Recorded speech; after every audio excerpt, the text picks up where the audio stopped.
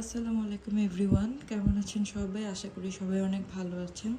আমিও ভালো আছি আলহামদুলিল্লাহ। আমি ফারহিন, চলে এসেছি জীবন সুন্দর পেজ থেকে। আজকে একটা ছোট্ট ডেইলি ব্লগ করে দেখাচ্ছি আপনাদেরকে। সকাল থেকে অনেক বৃষ্টি হচ্ছে আমাদের এইদিকে। ওয়েদারটা এত সুন্দর হয়ে আছে যে আপনাদের সাথে না শেয়ার করে পারলাম না।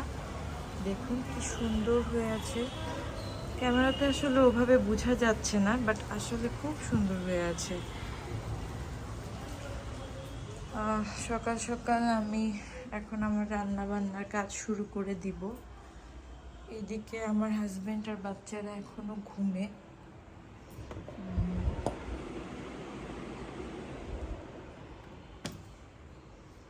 ওরা এখনো ঘুমাচ্ছে।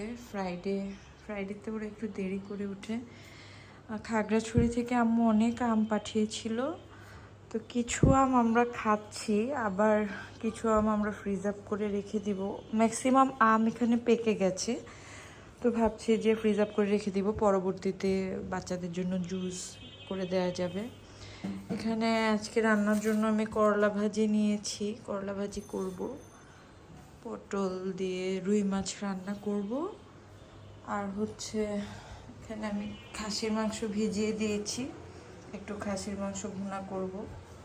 আমার হেল্পিং হ্যান্ড আপা এখনও আসেনি, আসলে আপা আমাকে সব কিছু রেডি করে দিবে, এর জন্য আমি ওয়েট করছি। কালকে রাস্তা থেকেই অনেক বৃষ্টি হচ্ছে। এই রুমের কি অবস্থা! এই তো দেখেন কি সুন্দর লাগছে বাইরের ওয়েদারটা। আমার কাছে বৃষ্টি অনেক ভালো লাগে। আপনাদের কাছে বৃষ্টি কেমন লাগে?